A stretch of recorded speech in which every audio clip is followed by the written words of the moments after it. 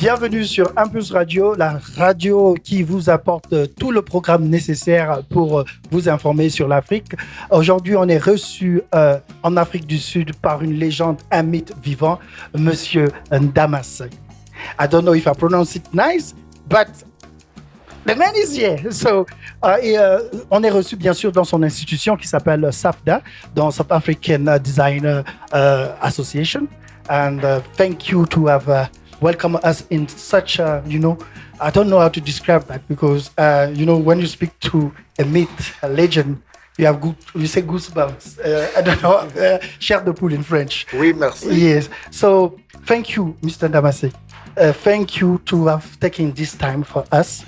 Thank you to also give us a tour of your atelier. Yeah, that was wonderful. The history behind. We come prepared with questions, but after such a tour, there's more question coming. Oh, please. There's more question coming. So, how are you today first? Let's start with the basic. Thank you very much for coming into our stable of creativity where the best of the best is being made and created here. This is the home of the best legends, and my name is Sonwabile Ndamase, and thank you very much for having me. Merci beaucoup. De rien. My day is still early to tell, and because you came earlier in African terms. Africans, when you say 8:30, they will come at 10 o'clock. So you must give them 7 o'clock. But it's good that I'm not black like you. I'm dark and lovely.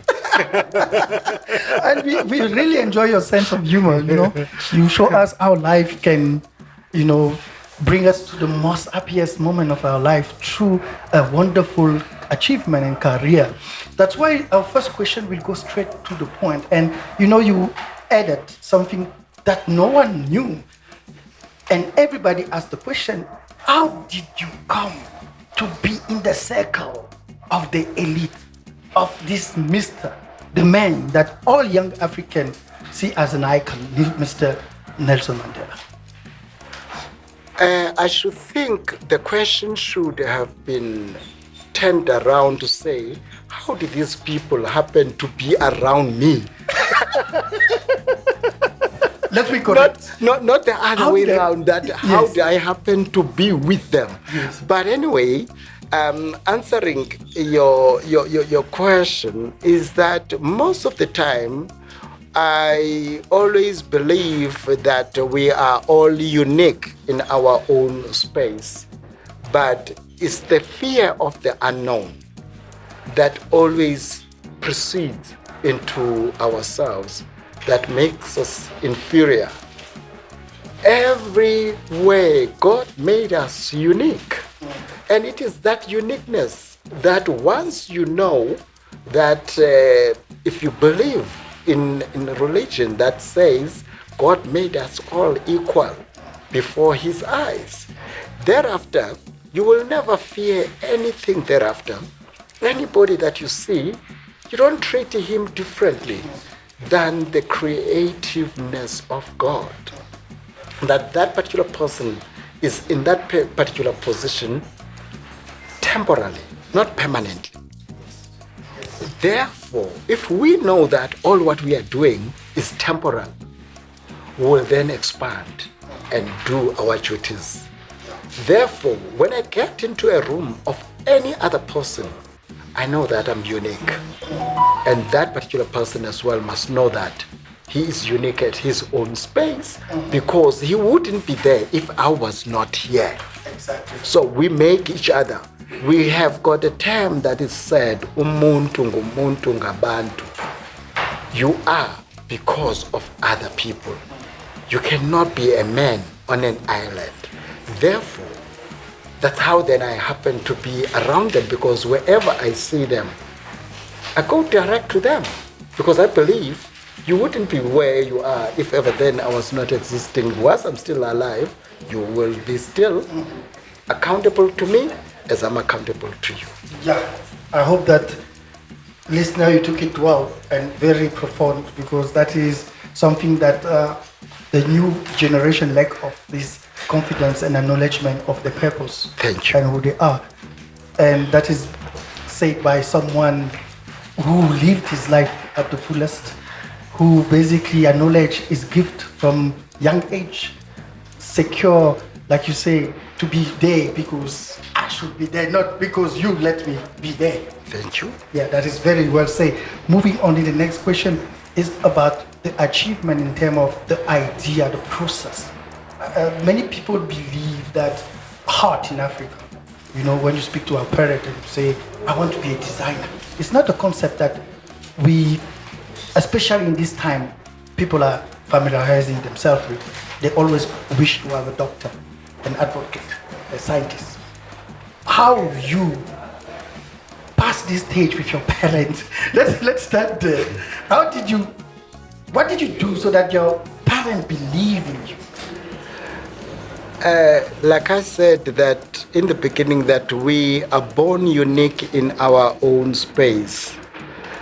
If to become a creative person, I always believe that you are somebody who then is given a talent. And that talent, you need not to put it under the ground and then wait for it to emerge to something else. You have to use it. All of us were given that creative mind. We have to occupy a part of state and the stage in our own living.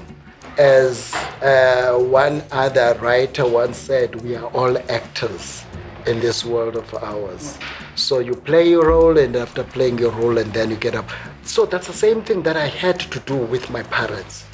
My parents never, at the beginning, believed in this creative art that it will make me to be the person that I am now today. They thought that the best way I would needed to be a lawyer, I needed to do all other things. And unfortunately, because creative people, it's like a calling, what we do.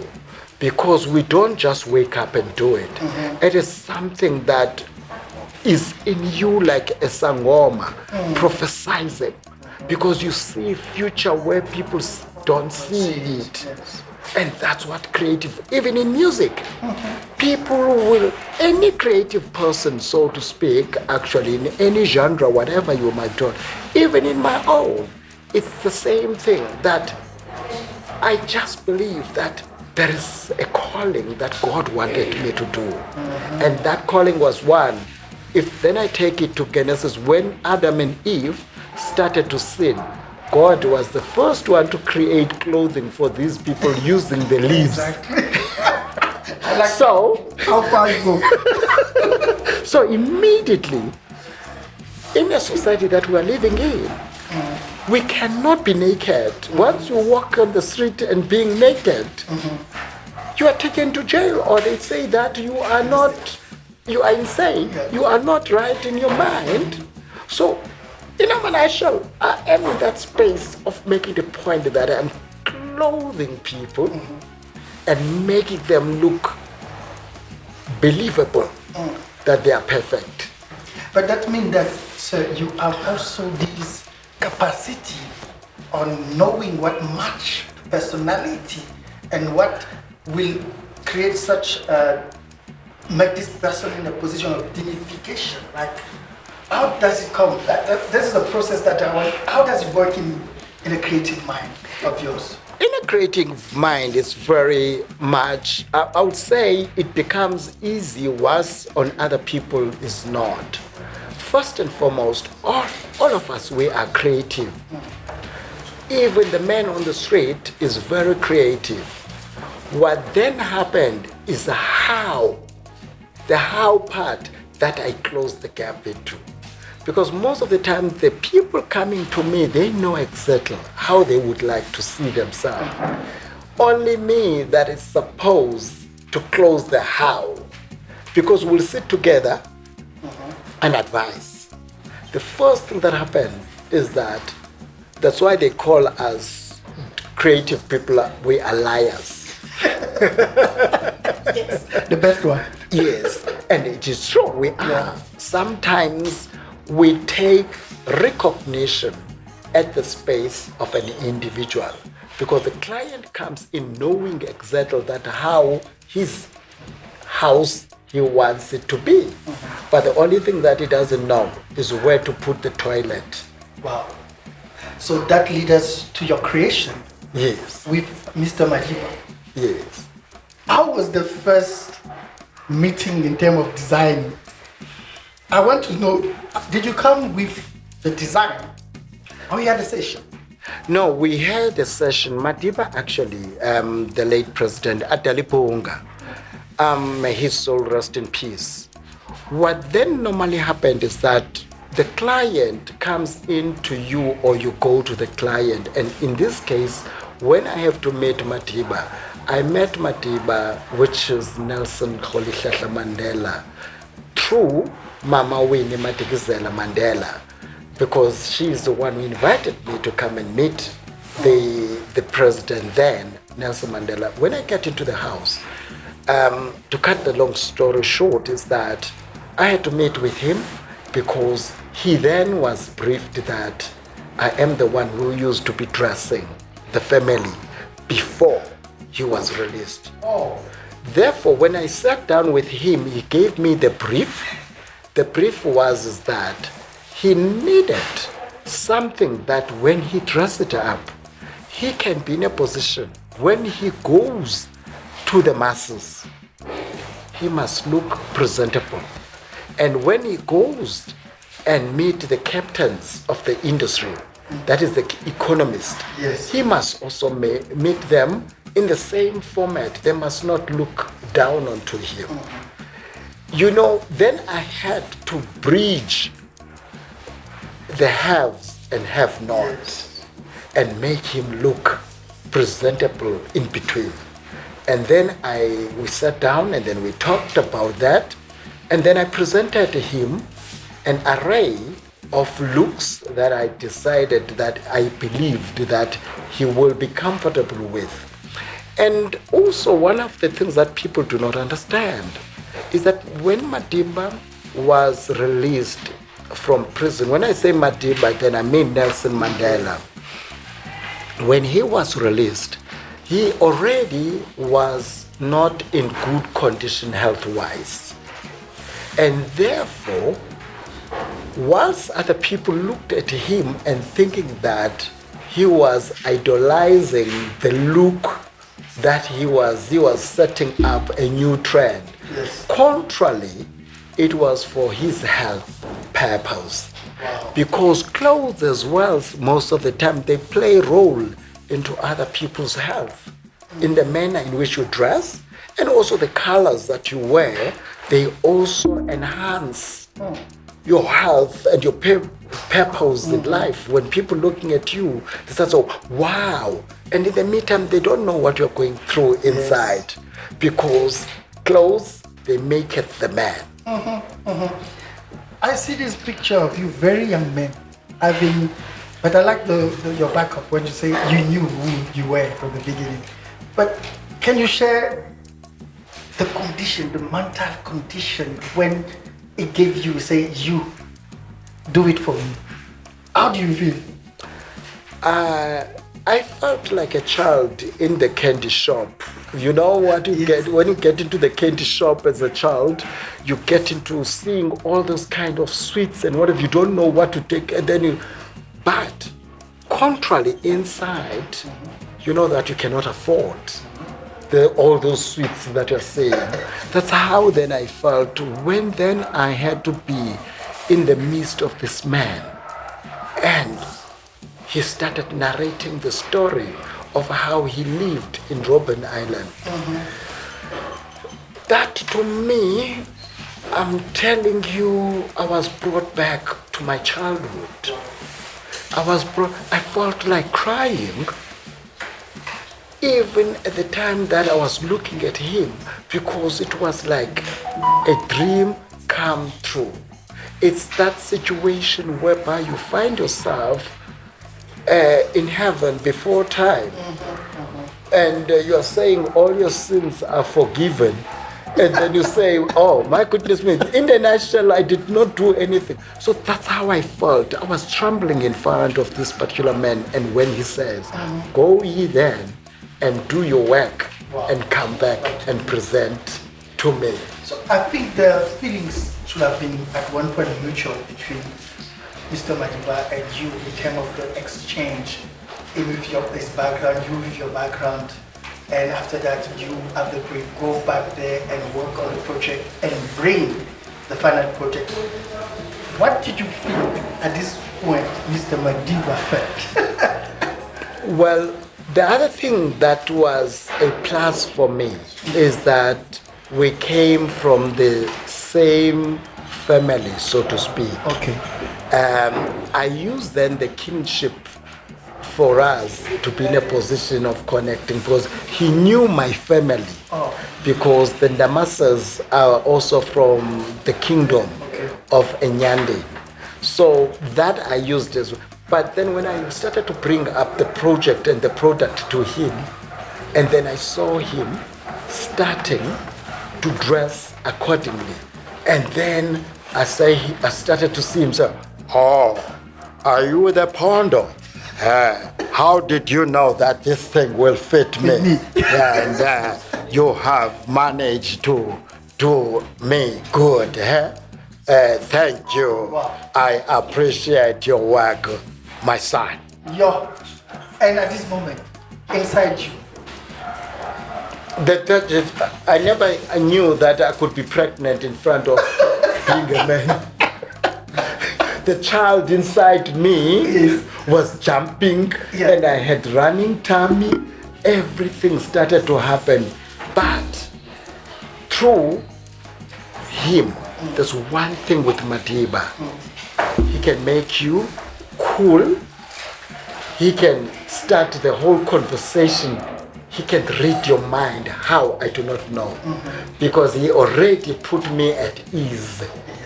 So therefore, I was in a comfort of a father, of a man who knew how people will behave when they see him.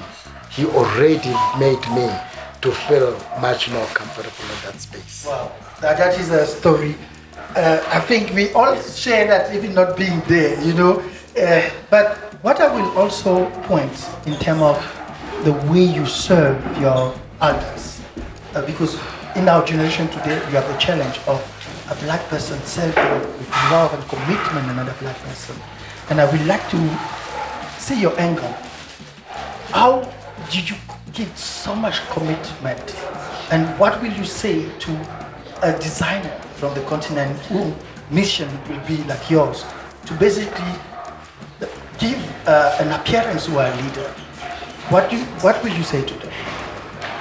One of the things that I always believe will set us apart and will make it a point that we leave the best legacy is humbleness. We as people that are creative, we need not to live like prima donnas, live above than who we are. Let us be realistic about ourselves. And it is also good for each and every creative person to plow back.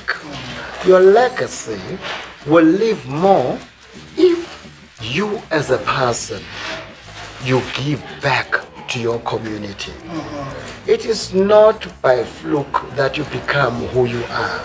As long as you know where you are coming from, you will know where you are going to. And therefore, we as creative people around the world, wherever you are sitting now, learn one thing.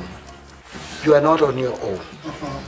You are who you are because of certain people who are buying your product. How do you make it a point that people buy more of your product? Be the face of the reality of who you are. By doing what? Go back to your community. Help them.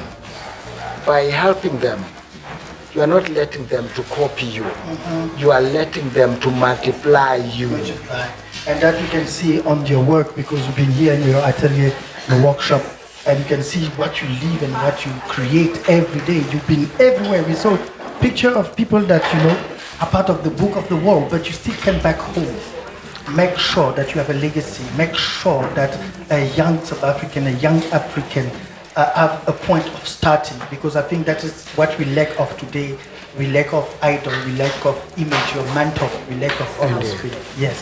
So that will lead us to the second question.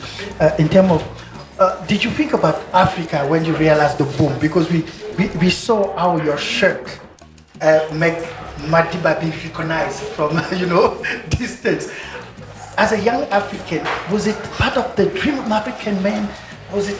How did you express yourself in terms of the size of your creation? How did you take it? One of the things that came to being on my side is the overwhelming of how Madiba was, as a president, was welcomed by the world. Yes. And then the image of how he is and how he stands among the other statesmen, because he was very much individual. Exactly. And people could identify him because of his shirts that I created. You did. And then the next phase was, for me, how do I reach out into our own other African brothers and sisters? I then went to one of the institutions and do a mentorship program that was called then RAFTA, which is Red African Fashion Designers Awards.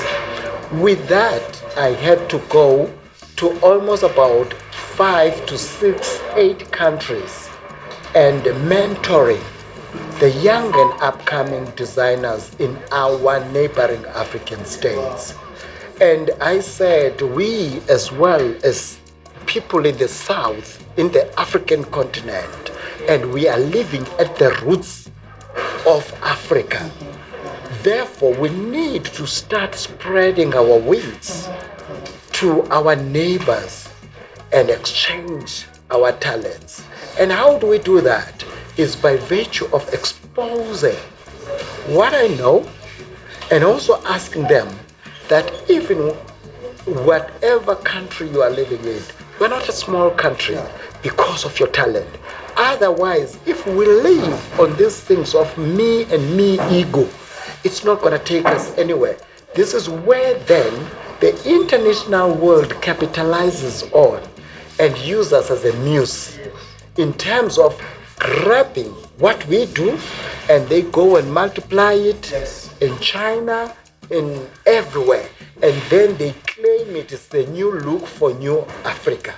And guess what? We buy it because we can relate into that particular product, and in the meantime it's patent elsewhere, and they've claimed it, but it is ours. How do we do that? We let the world steal from us, and we are not doing anything from that. It is time for us to wake up. Yes, we as Impulse see you as a pioneer of African fashion, a gift given to the world, because it seems to be easy, but during your time, I think the West was dominating in terms of their fashion. Thank you. And you came with dressing one of the most influential and powerful men in this world planet. Indeed. And you stick on your root. Tell me the secret. Because otherwise others will have chosen the easy path to make it look like or similar to, but you gave him an identity. That's why when we believe into what we call originality, who you are, where you're coming from, the going to is sometimes history. People do not know that we are all given a unique talent. We have a story to tell to the entire world. And that story is originality. But what makes us and set us apart is that we want to copy, because we believe whatever the Europeans are saying unto us is the best. Speaking English is not the best of it all. Speak your own original language, and people must ask you, what do you mean by this? It's where they are going to buy in, because they're buying in from you, not from them. So now, whenever I take my garments anywhere, I have a story to tell. And then they listen to the story. That's all what I'm selling. It's yours. Because it's mine, and it's mine alone. So we go into the end of this interview, and we like your words to the African fashion industry, to the other aspiring designer or designer. What is your words to them? One of the major things that I would ask our young and upcoming designers, there's nothing wrong in dreaming, but there's everything in waking up from your dream and do what you believe in. And anything that you are doing, it's not gonna happen overnight. If you look at my age, you will think that I'm still young. But if you look at my work that I've done, is the one that create my age. Therefore, there is nothing like overnight success. You need to work and believe on what you are doing, and the rest is history. People will buy from what you do believe in. If I've made my own country president, all of them, I dressed all of them. And I've sat and I've dined with them. But a boy coming from the rural area, but then mushroomed and stay and dine with the kings and queens of all international and also in America. I also received the proclamation of the city of Atlanta. They proclaimed that 13th of March is Vukani Day. Where the word Vukani means wake up.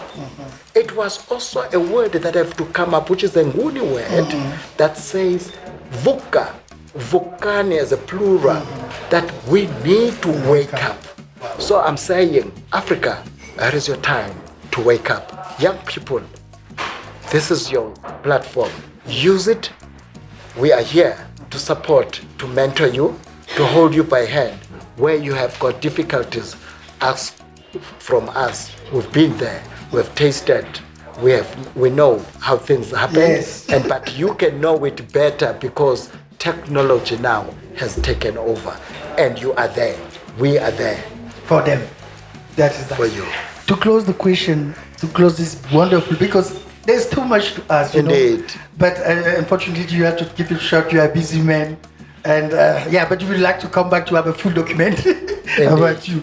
So we are in the stage of the emancipation of African design. And today, Africa is booming. And like I said, we see you as one of the pioneers who make young Africans believe in themselves and push their agenda, as you say. And you see, the message that you gave today is very profound and strong because you speak about legacy. You speak about also knowing who you are from the young age and not let someone telling who you are. That's why I like the fact that you say, no, how did they meet me?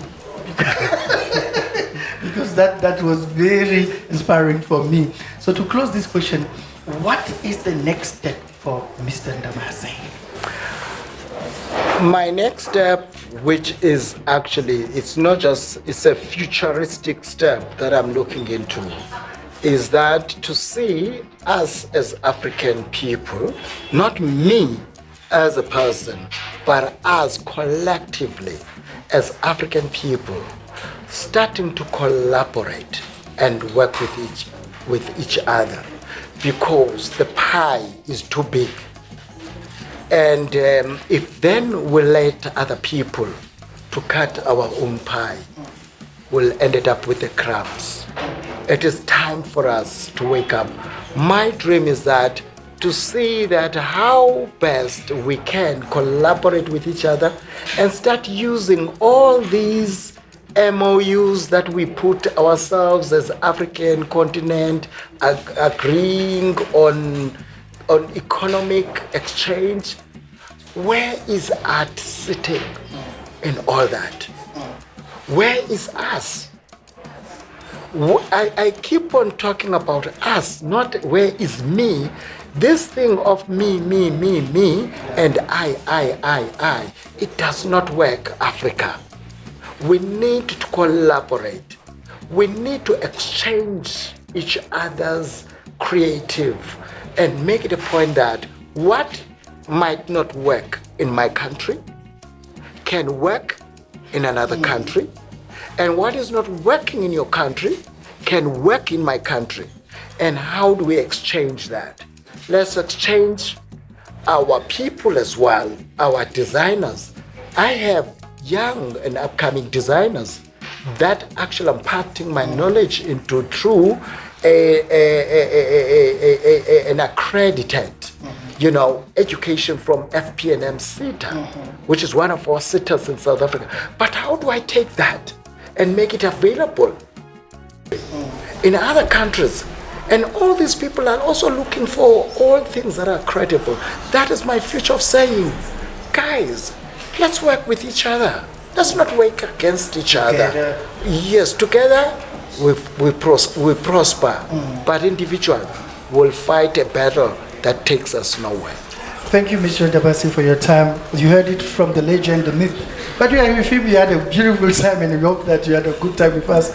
And see you next time, of course, on Impulse Radio Africa. And as you hear, it's time for Africa to wake up and to have a lot of Mandelas and a lot of Mr. Ndamase who serve Africa to the greatest. Thank you.